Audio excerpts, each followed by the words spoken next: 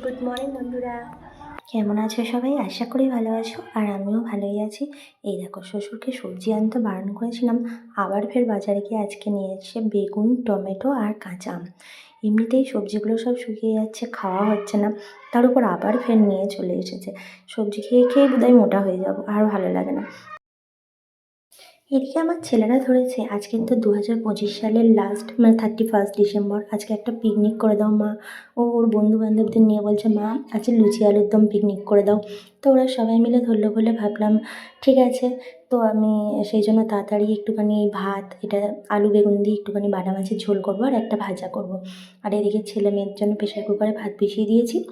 ভাবছি তাড়াতাড়ি রান্নাটা করে নিয়ে ওদের সাথে একটু হাত লাগাবো। ও বাবা, গিয়ে দেখি ছাদে ওরা মানে পরিষ্কার করা শুরু করে দিয়েছে। ওখানে আমার একটা কাঠের উনান আছে, ওখানেই নাকি রান্নাবান্না হবে। তো যাই হোক, এই সবে 2-3 জন এসছে, এখনও আরও আসবে, আরও সব বাচ্চা কাচ্চাগুলো রয়েছে। তো দেখি ওদের সাথেই আজকে একটু মানে পিকনিক করব। তো যাই হোক, আমার ব্লগ কেমন লাগছে তোমাদের অবশ্যই অবশ্যই কমেন্টে জানিও। আর সবাই ভালো থেকো।